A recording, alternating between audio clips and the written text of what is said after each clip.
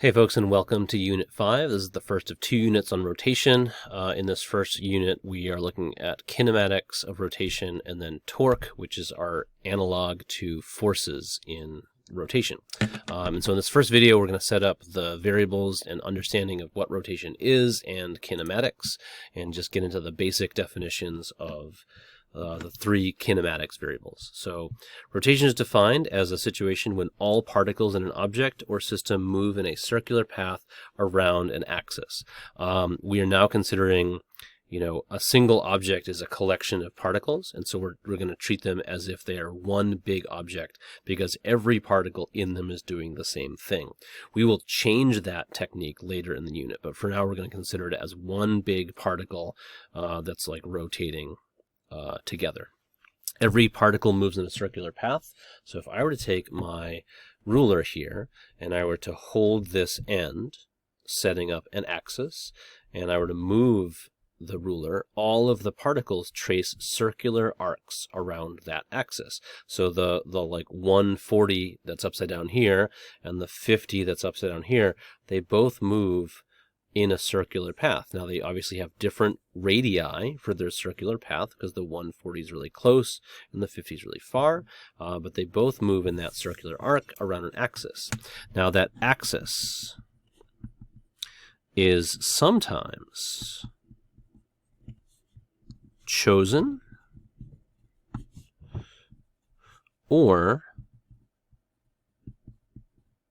probably should have said and, or sometimes predefined. And basically, if an object is already rotating, then the axis is predefined. But if the object is not rotating and won't rotate, then you have to choose the axis of rotation, and that becomes more interesting. So more on that later. But the axis is just the fixed point that doesn't move. Okay, so rotating a meter stick changes the position of every particle. So this is my meter stick. I have pre-chosen the axis as the center. And so if I were to take this meter stick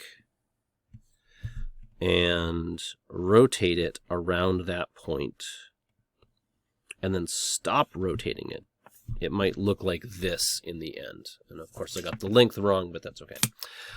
Basically, every particle moved the same amount if I consider it by angle.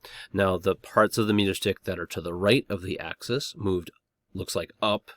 The parts of the meter stick that are to the left of that axis look like they moved down. But if I think about that as one big object, I have to define that rotation as a single direction. And so we're going to define this direction as counterclockwise. All right. So if I rotate the meter stick and then stop it, I have rotated it through an angular displacement. And the variable for angular displacement is delta theta. And so if you have an object that's rotating, then every part of that object rotates through the same angle. So angular displacement, delta theta, a lot of Greek letters in this unit, is the change in angular position. Now, we do a lot with delta, and we've done a lot with delta, so just remember that anytime you see a delta, it's final minus initial. So theta and theta naught would be the final and initial angular positions. We tend to not deal in those in AP Physics 1. We tend to skip right to displacement. The unit of angular displacement and position is the radian, which is abbreviated RAD. Now, I don't go into this a lot in the video, but I'll go into it a little bit more. Many of you have learned about radians in your math classes already. Many of you have not. And so a really quick definition of a radian. A radian is a measurement of angle. And the way that you get the angle of 1 radian is you take the radius of a circle, and for now I'm going to say, there are very good videos online that show you this. Please go find them. But if you take the radius as if it were a piece of string, and instead of connecting the center to the edge of the circle, you just lay the radius along the outside of the circle. Now that radius creates an arc at the outside of the circle. if you measure the angle between the ends of that arc, that angle is defined as a radian. So in other words, a radian is the angle that opens up to an arc on a circle that has the same length as the radius of that circle. And that means that 1 radian is standardized across any size circle.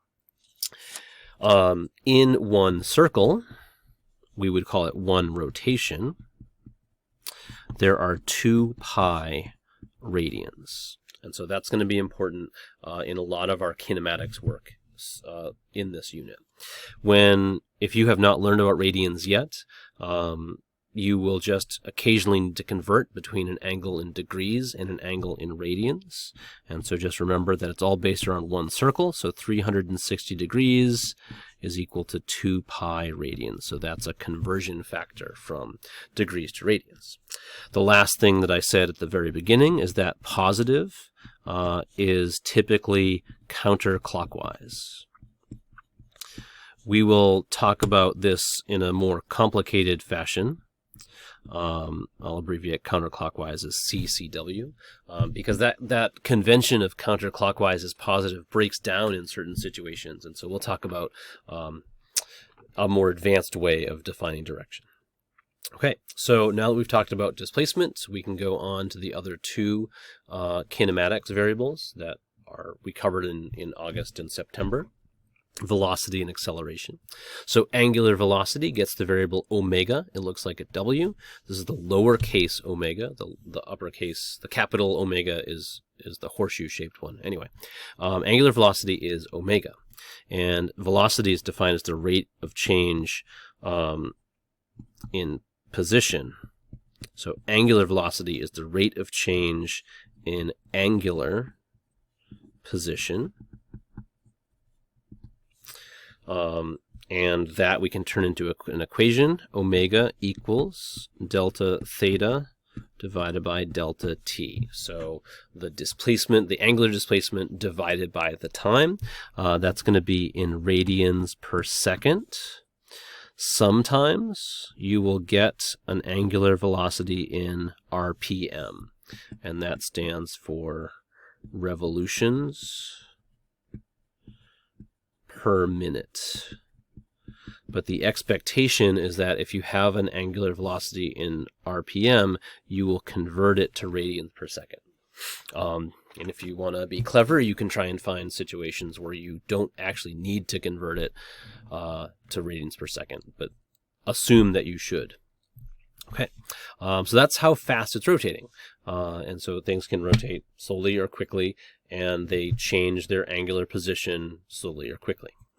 Acceleration, same idea. We just extend the idea of velocity to having a change in velocity. So angular acceleration gets the Greek letter alpha. That's the lowercase alpha.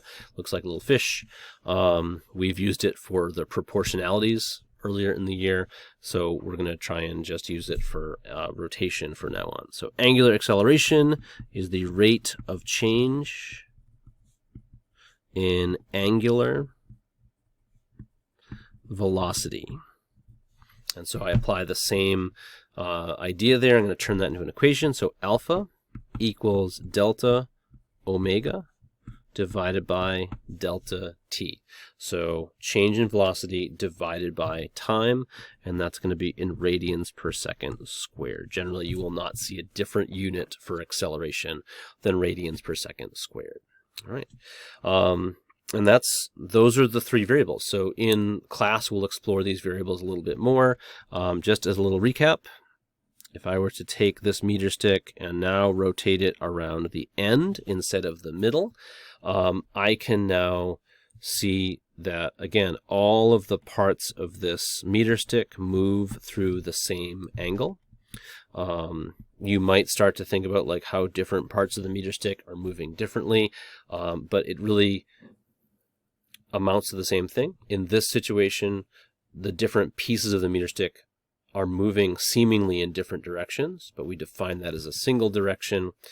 In this picture, it's easy to see that every part of the meter stick is moving in the same direction. So that's the end of our first video. Next up, we do constant acceleration.